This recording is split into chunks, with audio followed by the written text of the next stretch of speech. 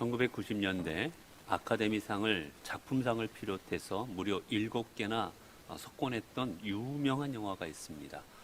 아마 여러분들도 한 번쯤 아마 다 보셨을 것인데요. 바로 늑대와 춤이라는 영화입니다. 케빈 코스트너가 존 덴버 중위 역을 맡았던 그런 유명한 영화지요. 존 덴버라는 한 사람이 있었습니다. 이 사람이 남북전쟁에 참여해서 전쟁 영웅이 됩니다. 그러나 그는 실제로는 전쟁의 실증을 느끼고 있었어요. 그래서 그는 저 전쟁이 일어나지 않고 있는 저기 서부에 있는 한 평야로 보내달라고 간청을 합니다. 그래서 자원해서 그쪽으로 가요. 거기에는 이미 리코타족이라는 인디언들이 살고 있는 지역이었습니다. 이제 그곳에서 그는 있으면서 그는 자신도 탐욕과 욕심과 이기심에 쩌들어 있는 백인이었지만 이제 그곳에 가서 정말 순수하게 자신들의 인생을 열심으로 살아가고 있던 그 인디언 부족들과 점점 가까워지고 점점 친해지면서 이제 그들의 삶의 동화가 됩니다. 그래서 그들로부터 늑대와 춤이라는 이름도 받게 되었지요. 그러나 여러 사건으로 말미암아 이제 그들은 백인들에게 그 살던 지역에서 쫓겨나게 됩니다.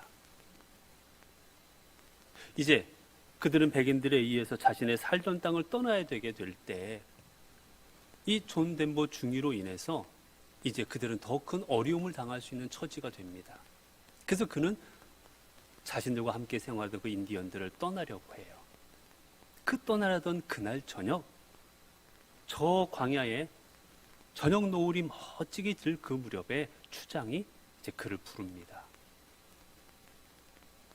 그리고 발로 차는 새란 이를 가진 추장이 그에게 말을 해요.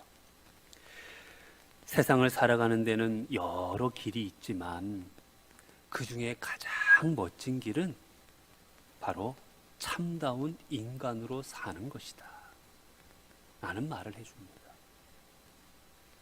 너희 백인들은 이 땅을 차지하려고 우리를 내쫓고 어떻게 하면 더 많은 것을 가질까, 어떻게 하면 더 많은 것을 누릴까, 그렇게도 살아가는데 진정 멋진 삶은 그게 아니다. 멋진 삶은 참다운 인간으로 사는 거다. 이 가르침을 그에게 줘요. 참 인상 깊은 장면이었습니다. 여러분, 그렇습니다.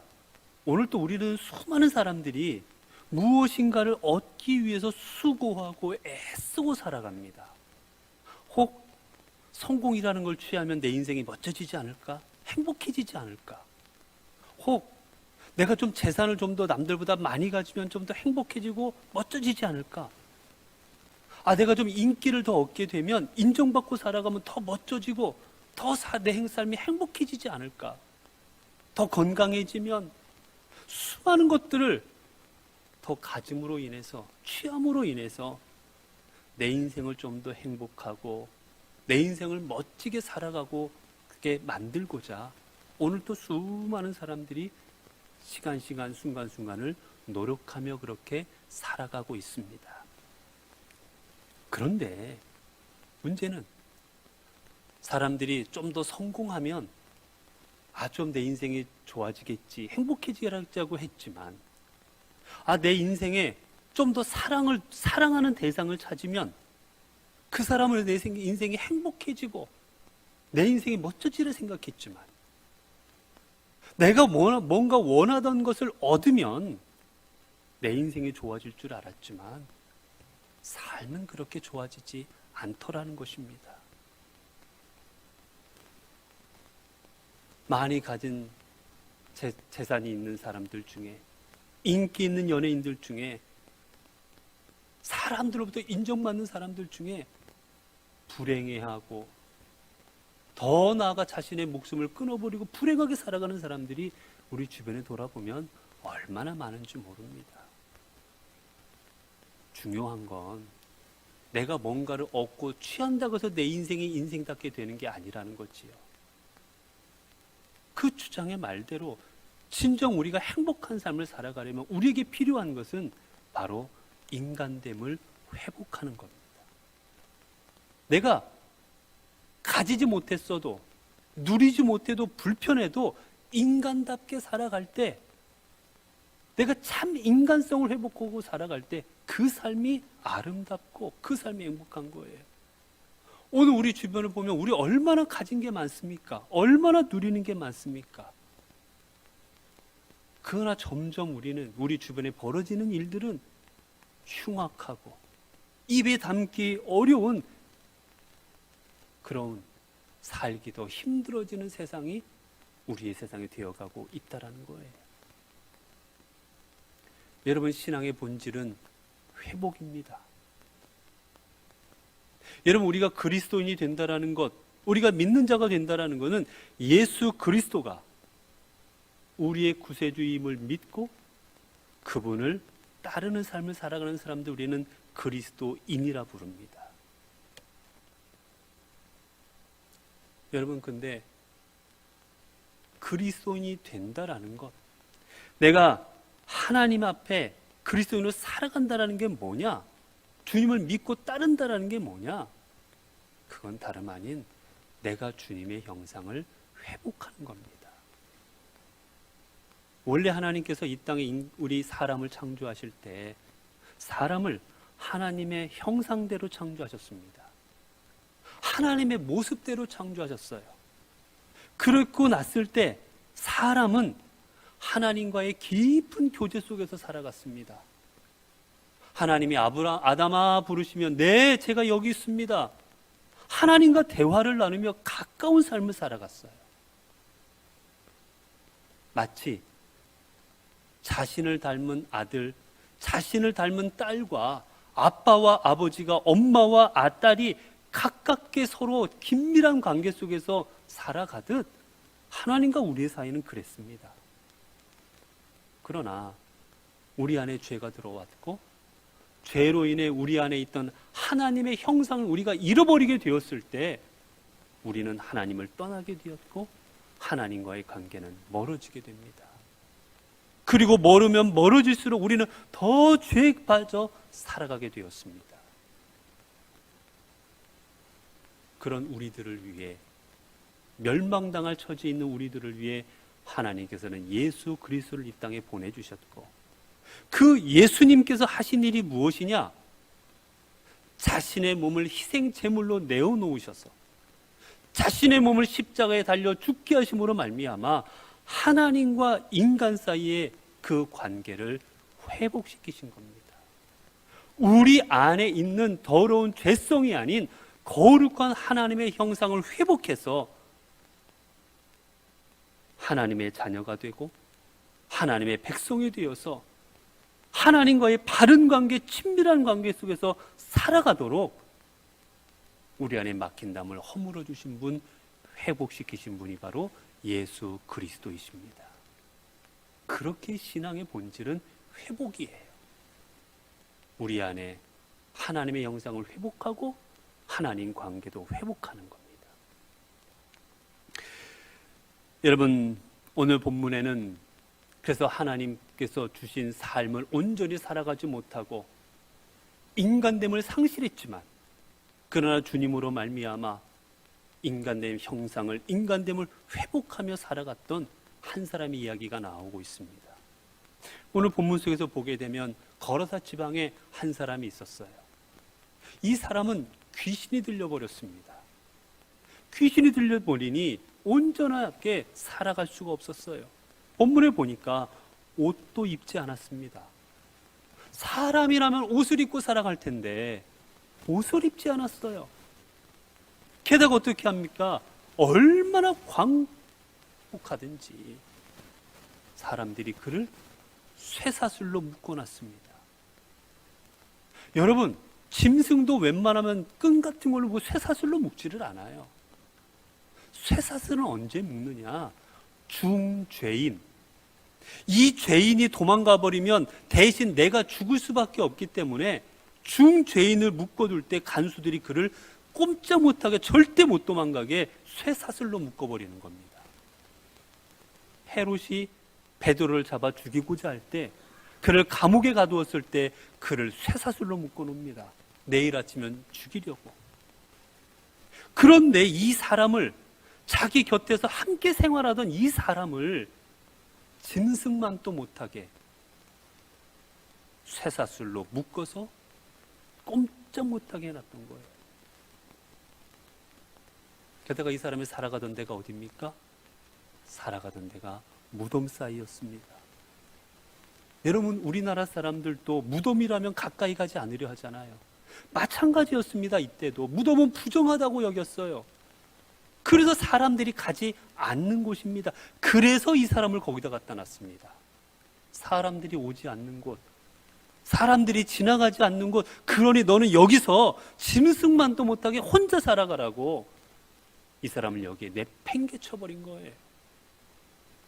비록 사람이었지만 그는 사람다운 대접을 받지 못하는 사람이었습니다. 차라리 짐승만 또 대접을 받지 못하던 사람이었습니다. 그러던 그가 인생이 회복됩니다. 어떻게 회복됩니까? 오늘 본문에 보면 다른 게 없어요.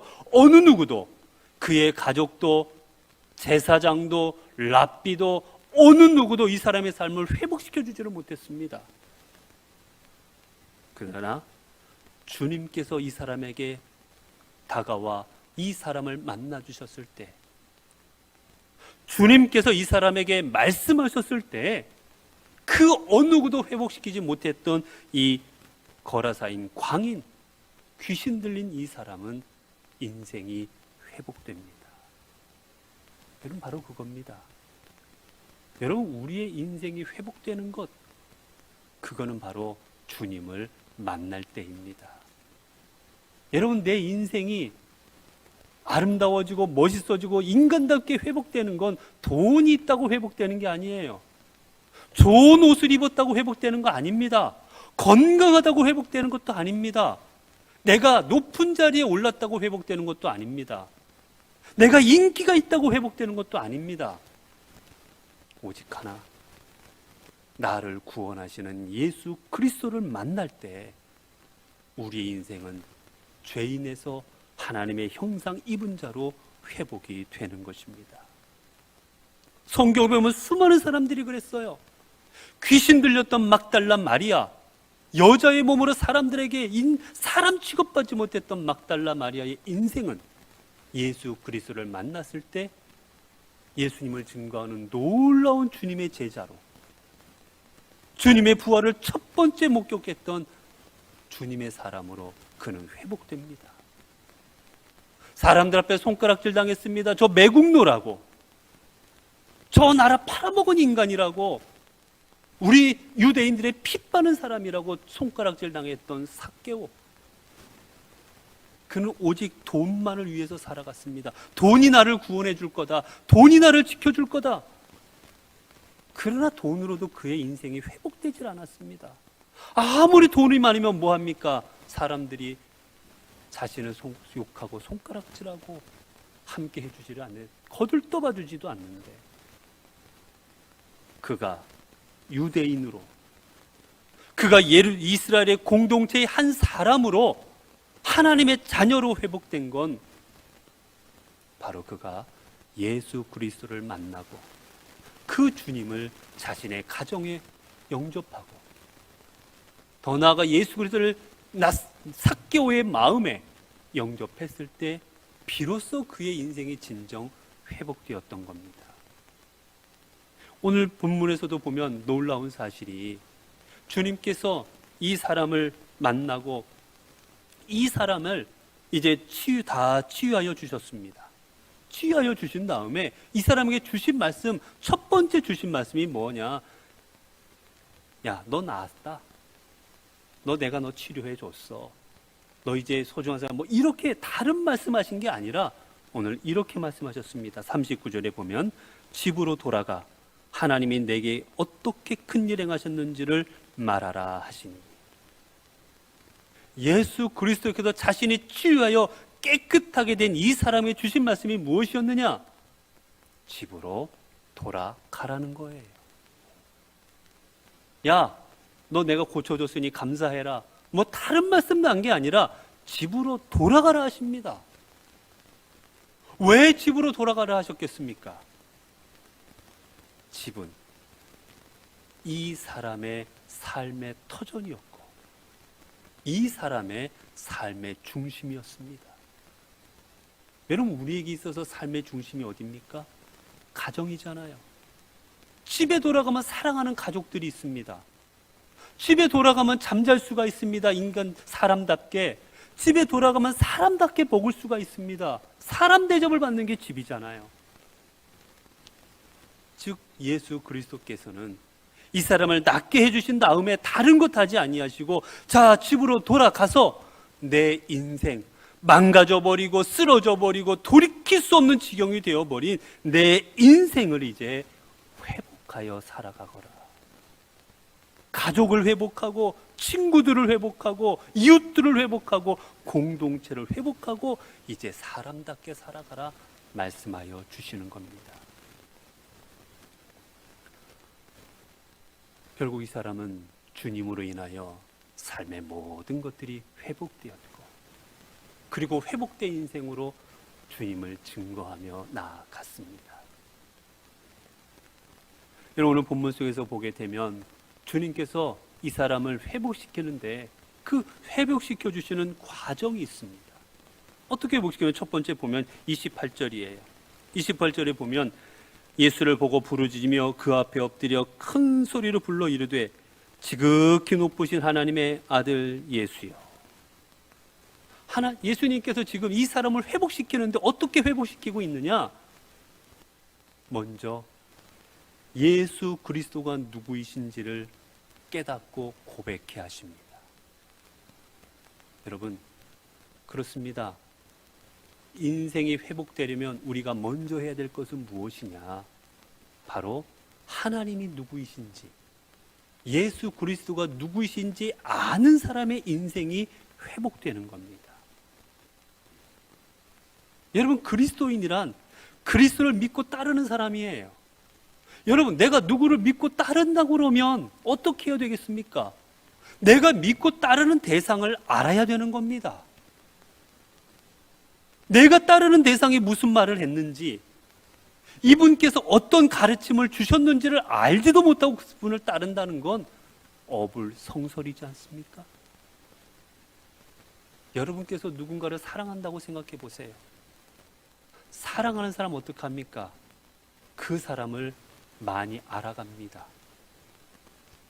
내가 사랑하는 사람은 뭐를 좋아하고, 그 사람은 뭐를 먹으면 안 되고, 그 사람은 어떤 것을, 취미가 무엇이고, 그 사람은 딱딱한 걸 먹으면 되고 안 되고, 내가 사랑하면 사랑할수록 그 사람을 알아가는 거예요. 알 때 사랑할 수 있는 거예요, 여러분.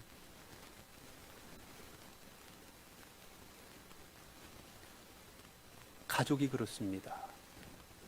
사랑하는 자식은 자식이 뭘 좋아하고 그 자식이 어디로 가야 하고 뭘 해야 될지 부모는 알고, 그리고 그들 준비해 주지.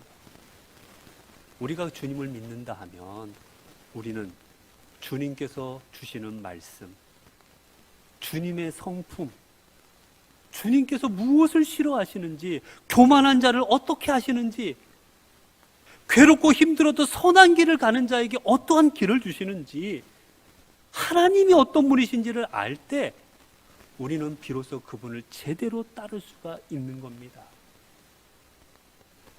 그렇기에 나라를 잃고 어떻게 살아가야 될지를 알지 못하고 괴로워하고 힘들어하던 이스라엘 민족에게 하나님께서는 호세아를 통하여 이렇게 말씀하십니다. 호세아 6장 3절을 보면 그러므로 여호와를 알자, 힘써 여호와를 알자. 그의 나타나심은 새벽빛같이 어김없나니 비와 같이 땅을 적시는 늦은 비와 같이 우리에게 임하시리라. 나라가 멸망했습니다. 여러분, 멸망한 나라 백성이 어떻게 살아가겠습니까? 우리도 일제시대를 겪어봤지만 멸망한 나라 백성은 비참한 거예요. 그 상황에 있는 백성들에게 뭐라 합니까? 힘내라. 야, 지금부터 배워라. 야, 지금부터 힘을 길러라. 그게 아닙니다. 그들에게 주셨던 해결책은 이거였어요. 사람들아, 여호와를 알아라. 여호와를 힘써 알아라. 이게 너희가 구원받는 길이다. 여러분, 이 힘써 알다라는 말은 그저 머리로 안다라는 게 아닙니다. 아, 내가 누구 이름을 안다라는 그 정도가 아니에요. 여기서 알다라는 말은 체험적으로 안다라는 겁니다.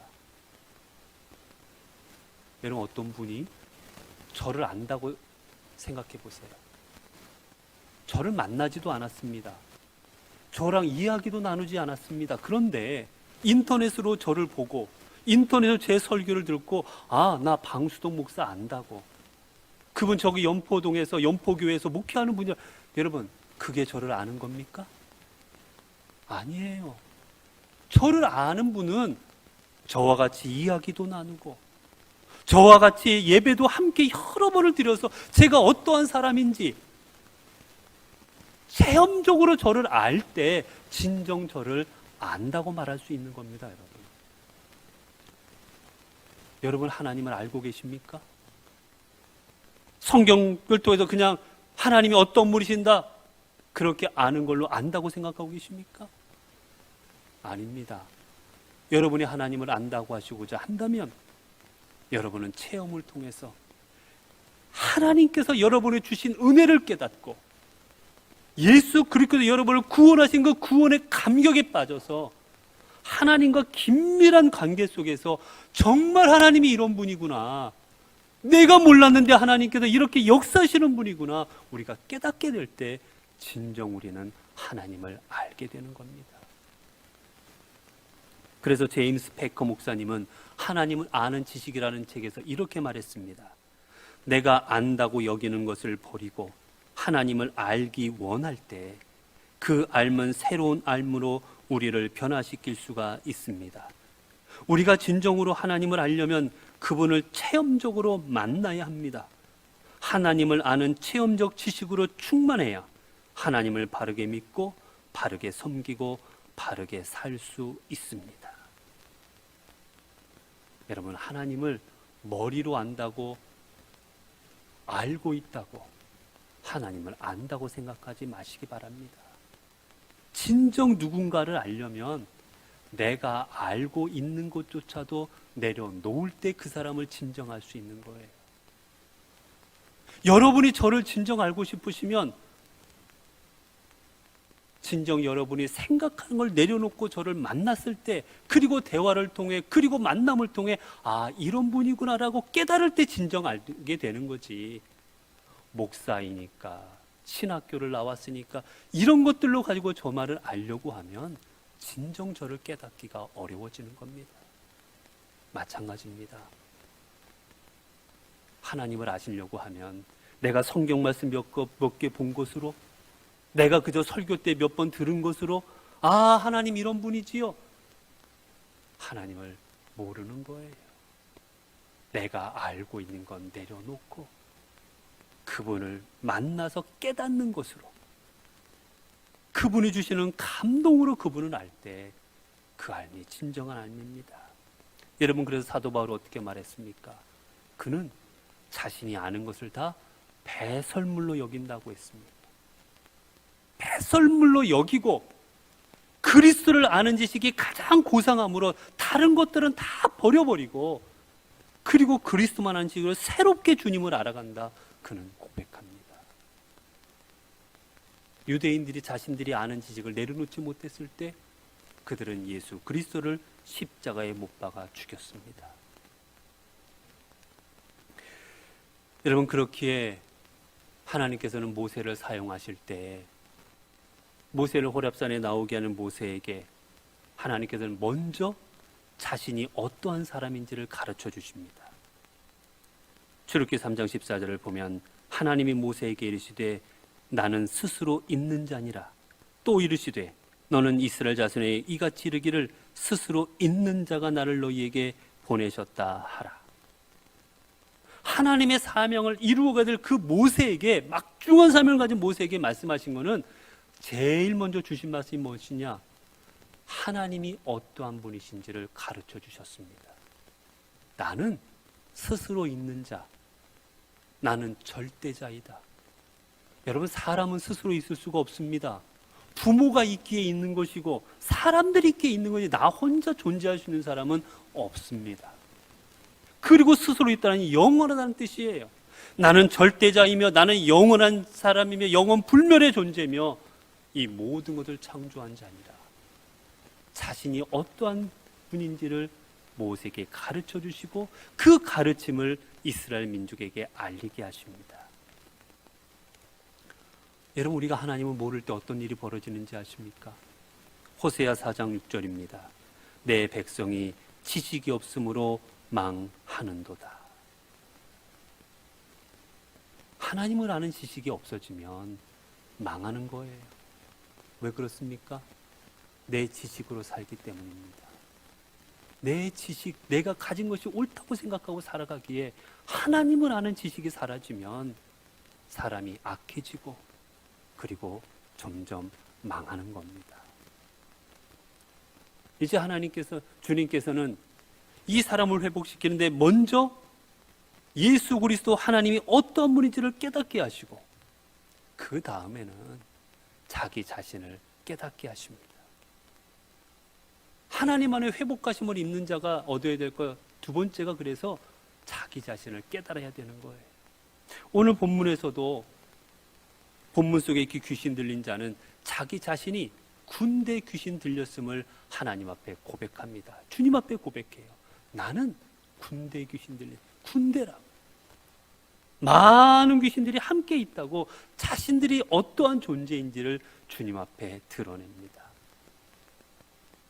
여러분, 하나님 앞에 서면 우리는 우리 자신을 깨닫게 되어 있습니다. 내가 얼마나 미약한 존재인지, 내가 하나님 없이는 얼마나 살아갈 수 없는 존재인지, 내가 지금까지 얼마나 큰 은혜를 받고 살았는지, 우리는 하나님을 깨닫지 못할 때는 내가 한 것처럼 느껴져요.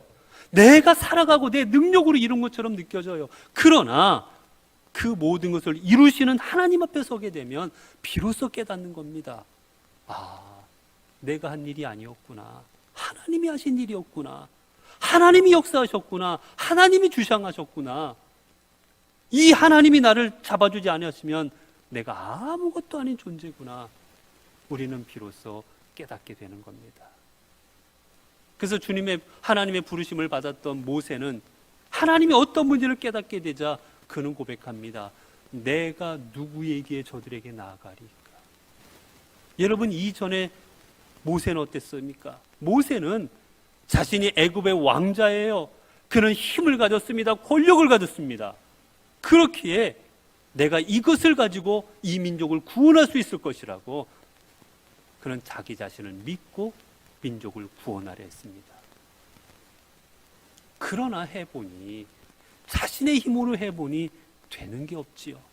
결국 살인자가 되고 유대인들에게도 버림받는 존재가 됩니다. 그리고 광야의 세월을 통해 깨달은 게 무엇이냐?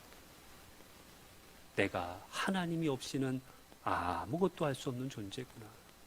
그거를 깨닫게 된 거예요. 그것을 깨닫게 되었을 때 하나님은 그를 이스라엘의 위대한 지도자의 자리로 회복시켜 주시는 겁니다. 예레미야를 불렀을 때 예레미야가 뭐라고 고백합니까? 나는 아이라. 나는 아이입니다. 애처럼 연약합니다. 애처럼 말할 줄도 모릅니다. 하나님, 저 같은 사람이 어떻게 감당합니까? 하나님 앞에 서자 자신은 아이라고 고백하는 거예요. 사도 베드로는 주님께서 그에게 다가오셨을 때 이분이 하나님께서 보내신 분임을 깨닫게 되자 그는 엎드려 고백합니다. 주여, 나는 죄인입니다. 나를 떠나소서. 당신은 거룩한 자로 나 같은 죄인과 함께 있으면 안 되시는 분입니다. 나는 더러운 죄인입니다. 고백하게 되는 겁니다. 그 고백으로 인해 그는 주의 제자가 되었으니 맞지 않습니까? 사도 바울은 어떻습니까? 머리로 안다, 머리로 하나님을 안다고 생각했어요. 최고의 지식을 가졌습니다. 그러나 그는 아는 게 아니었습니다. 왜냐? 주를 믿는 자를 핍박했습니다. 세상 누구보다 많은 지식을 갖고 있었지만 그가 가진 지식으로는 교회를 핍박하고 주님의 교회를 망가뜨리려 했어요. 그러나 그가 담메색으로 가던 도중에 예수 그리스도를 진정으로 만나게 되자, 체험적으로 주님을 만나게 되자 그는 깨닫습니다. 나는 죄인 중에 괴순이라.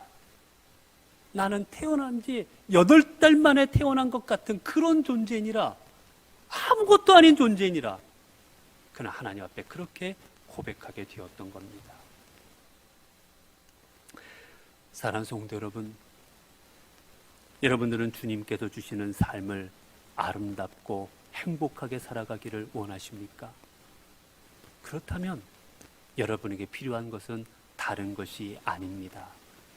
주님의 형상을 회복하여 우리가 성도됨을, 그리고 하나님의 자녀됨을, 그리고 하나님의 사람됨을 회복하는 것, 이게 바로 우리가 행복하고 그리고 멋지게 우리의 삶을 살아가는 방법입니다.